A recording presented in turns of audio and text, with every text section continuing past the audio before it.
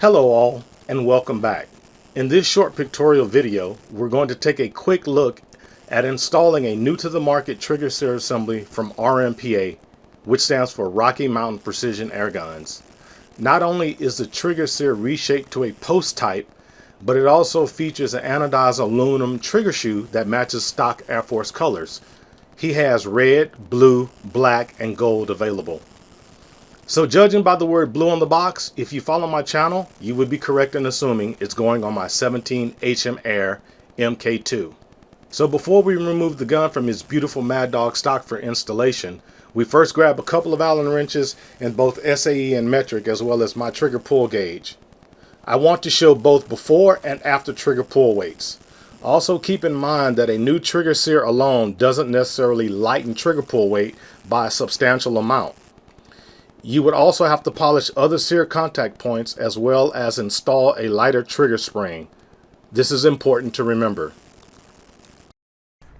Hey guys, before we get to the next portion of the video, I'd like to take a quick second to ask for you guys' help for support. Support this channel, support Predator pellets, support JSB pellets, and also support yourself. By clicking the affiliate link down in the description of this video, you can pick up cool merch from Predator pellets, and the donations go towards helping this channel. They go towards Predator pellets. They go towards JSB pellets, which we know are the best pellets, and so are Predator pellets. And it also goes towards yourself. By picking up that cool merch, man, you'll look fantastic. Like me. Here, the gun is in its Mad Dog stock, and it's currently wearing all OEM trigger and safety assembly parts and components, as well as the trigger spring also being OEM.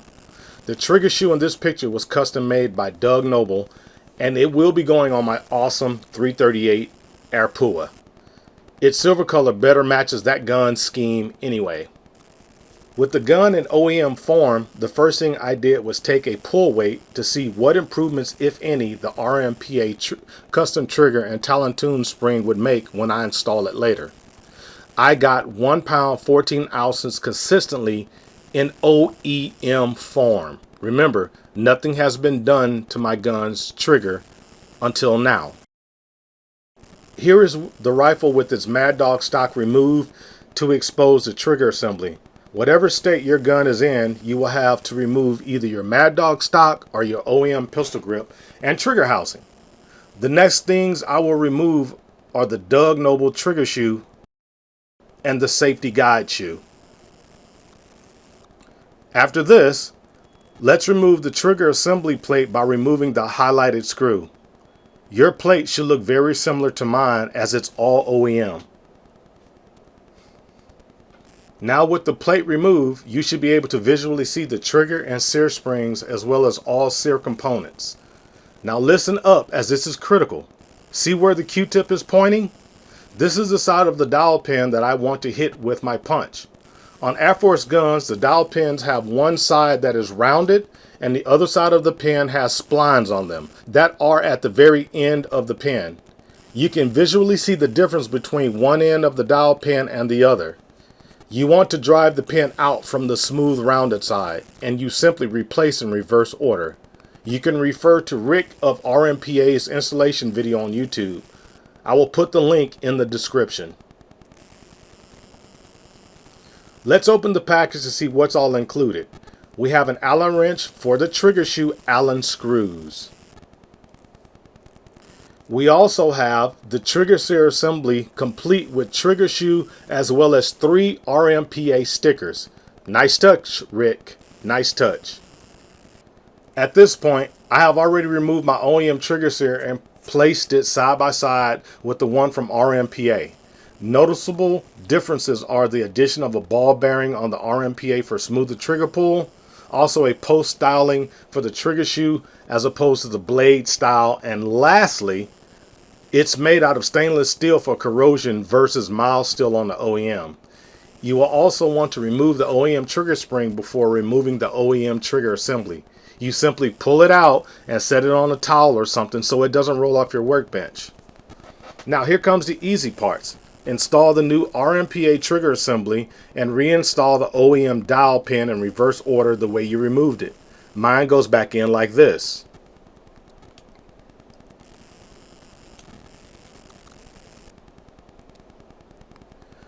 Now that I have the RMPA trigger assembly in, I will now replace the OEM trigger spring with the lighter one from Talon Tunes.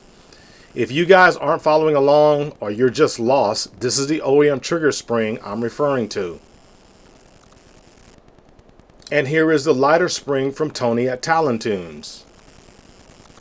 Here is a comparison between the OEM and the Talon Tunes trigger spring. Give everything you've removed and reinstalled a once-over, and now you can reinstall your trigger assembly plate and install either your factory pistol grip or Mad Dog stock, whichever you have. Here is how the completed RMPA trigger assembly looks. It's a big improvement over OEM setup, and not only looks but also performance. The pull is smoother. It also gives you a little more room between the trigger shoe and the safety. So for hunters with glove, you got just a little bit more room now. With the addition of the lighter trigger spring from Talon Tunes, let's check pull weight. Remember, we started out with 1 pound 14 ounces. We now have pull weights of 1 pound 5.8 ounces, 1 pound 8.3 ounces, 1 pound 6.7 ounces, for an average of 1 pound 7 ounces. That's a 7-ounce savings, but remember also, guys, Airforce makes these guns strictly for hunting, so you should know going into it not to expect a 4 or 9-ounce trigger after these mods. It's not that kind of gun. Thanks, guys, for joining in.